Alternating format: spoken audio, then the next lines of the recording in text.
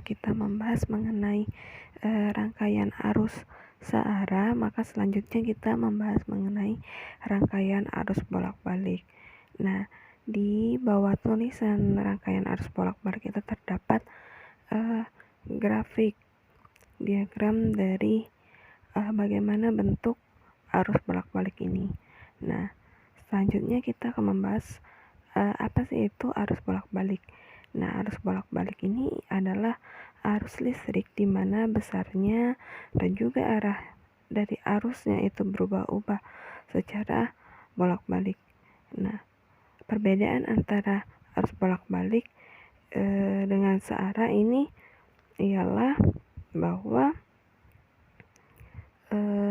pada arus searah itu arah arusnya yang mengalir tidak berubah dengan waktu. Nah, kemudian bentuk gelombang dari listrik arus bolak-balik ini biasanya berbentuk gelombang sinusoida. Nah, seperti yang tergambar pada di atas. Nah, itu merupakan gelombang sinusoida. Nah, arus bolak-balik ini juga dikenal dengan arus AC atau alternating current. Kemudian rangkaian hambatan murni. Nah, rangkaian hambatan murni ini ialah dilambangkan dengan R. Nah, kemudian untuk tegangannya itu sama dengan Vm sin omega T. Nah, untuk kuat arusnya itu Im sin omega T. Nah, selanjutnya mengenai rangkaian hambatan induktif, di mana sebuah kumparan induktor mempunyai induktansi diri L dipasangkan dengan tegangan bolak-balik V. Maka pada ujung-ujung kumparan timbul GGL induksi atau gaya gerak listrik, di mana E sama dengan negatif L dI per dt.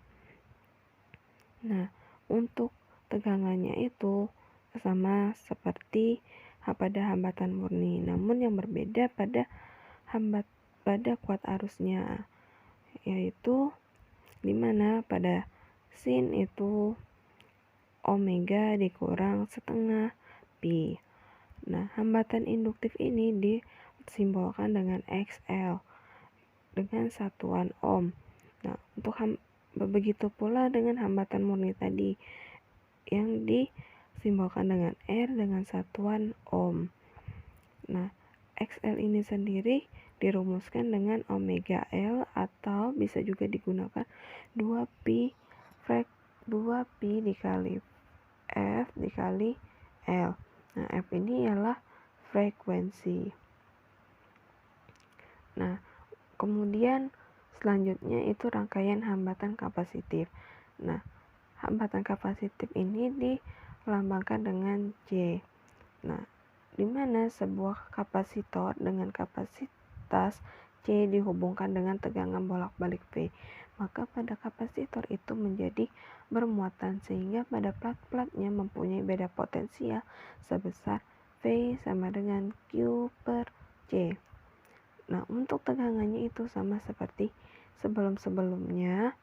Nah, untuk kuat arusnya itu, jika sebelumnya pada hambatan induktif omega T dikurang dengan sinnya itu omega T dikurang setengah pi, maka pada hambatan kapasitif itu omega T ditambah 1/2 pi. Nah, dapat dilihat kan sebelumnya ini omega T dikurang 1/2 pi. Nih.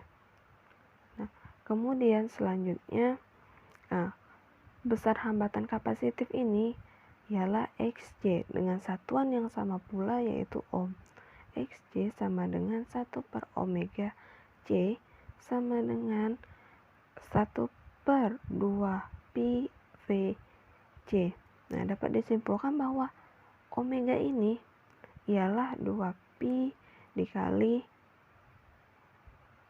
F dikali dengan frekuensi. Kemudian ada rangkaian RL seri, yang mana rangkaian ini menghubungkan antara hambatan dan juga induktansi. Nah, hambatan seri R dan XL dihubungkan dengan tegangan bolak-balik V menggunakan hukum Ohm 1, di mana FR sama dengan I dikali R. Sedangkan untuk FL itu sama dengan I dikali XL.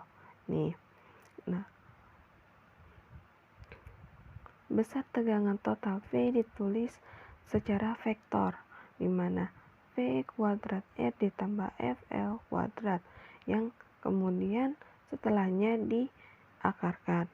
Nah, hambatan R dan XL juga dijumlahkan secara vektor, di mana itu dituliskan Z sama dengan akar dari R kuadrat ditambah XL kuadrat, yang mana Z itu merupakan impedansi dengan satuan ohm. Nah, kuat arus yang mengalir pada rangkaian ini ialah I sama dengan V per Z. Z tadi ialah seperti yang telah disebutkan sebelumnya, sehingga dapat ditulis V per akar dari R kuadrat ditambah XL kuadrat dengan satuan kuat arus adalah ampere. Nah, di bawah ini merupakan bentuk dari rangkaian seri tersebut. Nah, selanjutnya itu rangkaian hambatan kapasitif.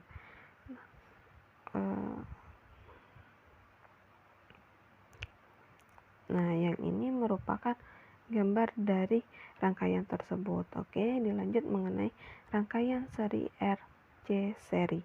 Nah, hambatan seri R dan XC ini berarti rangkaian dari hambatan murni dan juga rangkaian dari kapasitor yang dihubungkan secara berdampingan atau sejajar, yang dihubungkan dengan tegangan bolak-balik V. Nah, dengan menggunakan hukum Ohm 1, maka FR itu sama dengan IR, kemudian untuk VC sama dengan IXC. Kemudian untuk besar total V ditulis secara vektor. V sama dengan VR kuadrat ditambah V sama dengan akar VR kuadrat ditambah VC kuadrat. Kemudian untuk hambatannya itu yang dijumlahkan secara vektor.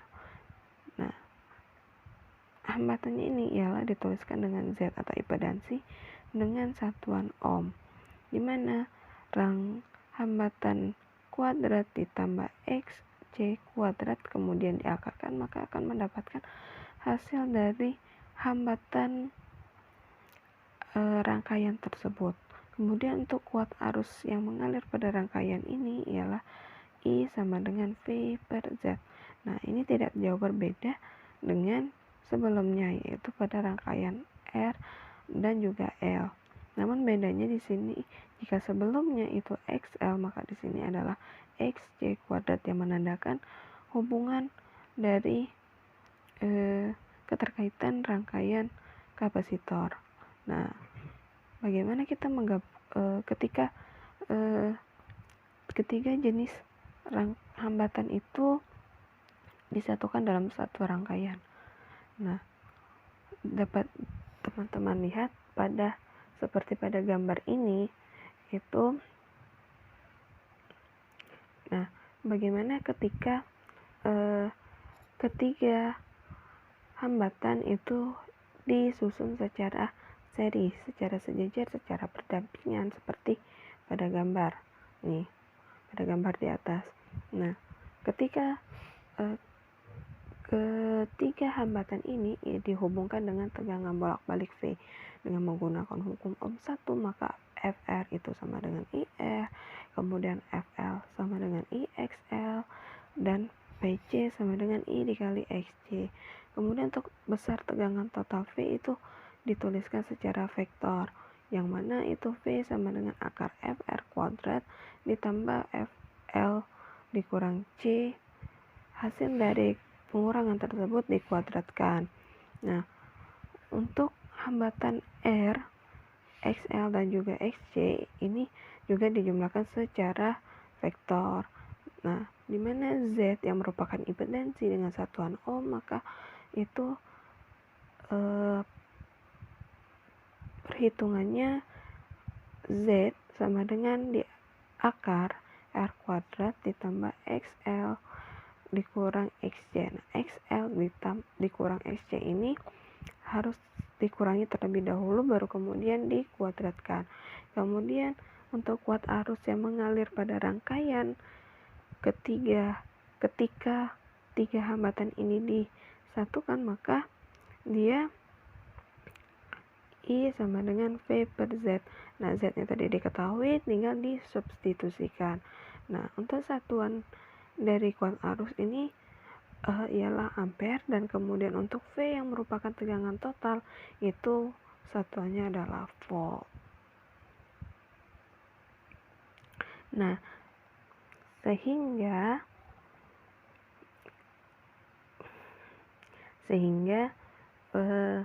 ketika rangkaian itu ketika digambarkan dengan gelombang sinusoidal, maka dapat teman-teman lihat pada layar. Yang pertama itu merupakan hambatan murni, yang kedua merupakan induktansi ialah XL tadi, kemudian untuk yang ketiga itu kapasitif, rangkaian kapasitif yang XC tadi. Nah, dapat teman-teman lihat ketiga grafik dari ketiga bentuk gelombang tersebut memiliki bentuk yang berbeda. Persamaannya hanya terdapat pada tegangannya saja, yang dimana dimulai dari 0. Sedangkan untuk arusnya itu berpindah-pindah. Nah, kemudian selanjutnya itu rangkaian resonansi. Nah, jika dalam suatu rangkaian RLC seri itu XL nya itu sama dengan XC, maka Z sama dengan akar R kuadrat ditambah 0, berarti Z tersebut sama dengan R. Kemudian untuk arus efektif pada rangkaian akan mencapai harga yang terbesar, yaitu pada I sama dengan V per R. Atau bisa juga kita V sama dengan I dikali R. Dikatakan rangkaian dalam keadaan resonansi. Dalam hal ini berlaku ketika XL sama dengan XC atau omega L sama dengan 1 per omega C. Jadi untuk dapat mengetahui frekuensi dari resonansinya ini, maka V sama dengan 1 per 2pi akar LC. Nah, untuk hubungan antara harga maksimum dan efektif itu IF ini merupakan I efektif sama dengan IM yang merupakan arus maksimum dibagi akar 2. Begitu pula dengan tegangannya. Nah, untuk selanjutnya hubungan antara harga maksimum dan juga rata-rata, maka IR yang merupakan arus rata-rata itu sama dengan 2 kali arus maksimum dibagi dengan pi. Nah, tak jauh pula dengan tegangannya, yang mana tegangan rata-rata itu sama dengan 2 kali tegangan maksimum per pi. Nah, untuk daya arus bolak-balik ini ialah daya dalam arus yang jika dalam arus searah itu dirumuskan dengan P sama dengan V dikali I, yang mana harganya itu selalu tetap, tetapi untuk arus bolak-balik ini daya listriknya dinyatakan sebagai perkalian antara tegangan, kuat arus, dan faktor daya. Dirumuskan dengan V sama dengan V I cos theta atau P dikali I kuadrat Z cos theta, dengan satuan P itu adalah watt. Cos theta merupakan faktor daya dari arus tersebut, yang mana cos theta itu ialah R per Z. R yang merupakan hambatan murni dibagi dengan impedansinya. Nah, selanjutnya kita bahas mengenai contoh soal. Nah, untuk contoh soal ini ialah susunan seri hambatan sebesar 80 dan kapasitor dengan reaktansi kapasitif 60 ohm yang kemudian dihubungkan dengan sumber arus bolak-balik. Tegangan efektifnya ialah 300 volt, sehingga tegangan efektif pada kapasitor tersebut ialah, nah, penyelesaiannya itu berdasarkan soal tadi telah disebutkan R-nya itu ialah 80 ohm, Xc yang merupakan reaktansi kapasitif itu sebesar 60 ohm, dan juga tegangan efektif pada sumber arus itu 300 volt. Kemudian yang ditanya itu tegangan efektif pada kapasitor. Pertama, ketika kita telah mengetahui Xc dan juga R-nya, maka kita dapat menggunakan impedansi. Impedansi yang digunakan ialah pada rangkaian RC seri. Mengapa kita gunakan RC seri? Karena di sana pada soal tertulis bahwa tersusun dari seri hambatan dan juga kapasitor. Nah, kita masukkan nilai-nilainya, kemudian dikuadratkan, setelahnya itu diakarkan. Nah, sehingga hasil dari impedansi yaitu 100 ohm. Nah, selanjutnya ketika kita telah mendapatkan impedansi itu, kita menggunakan kuat arus. Kuat arus ini ialah menggunakan VZ per Z. VZ tadi 300 volt per 100 ialah didapatkan 3 ampere. Nah, selanjutnya ketika sudah mengetahui kuat arus, maka kita dengan mudah menyelesaikan soal.